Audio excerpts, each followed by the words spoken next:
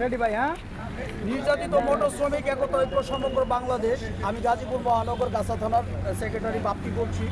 আমার সাথে আছে আমার টঙ্গী শাখার সভাপতি এবং আমার মহানগরের সভাপতি এবং সেক্রেটারি।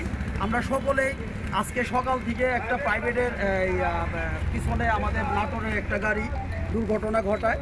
এখানে পুলিশি ঝামেলা সমস্ত সব কিছু শেষ করে আমরা এই প্রাইভেটটাকে সম্পূর্ণ পরিপূর্ণভাবে কমপ্লিট করে দেওয়ার একটা প্রতিশ্রুতিবদ্ধ হয়ে আমরা কার্যক্রম এখানে শেষ করলাম। এইখানে যে আমাদের ড্রাইভার ভাই আছে, এই পিকআপের ড্রাইভার আছে, নাটোরের ড্রাইভার ভাই, আপনাকে যে সমাধান আমরা দিচ্ছি আপনি কি এতে সন্তুষ্ট আছেন? ইনশাল্লাহ। আপনি কি কোনোভাবে আমরা যে সমাধানটা দিলাম এটা কি আপনি মানছেন? আমরা নির্যাতিত মোটর শ্রমিক একতা ঐক্য সমগ্র বাংলাদেশ 64 জেলার ড্রাইভার ভাইদের পাশে আছি। ইনশাল্লাহ আজীবন থাকবো। আমাদের মৃত্যুর আগ পর্যন্ত আমরা যেই সংগঠনের সাথে সম্পৃক্ত হয়েছি এটা আমরা ইনশাল্লাহ চালিয়ে যাব।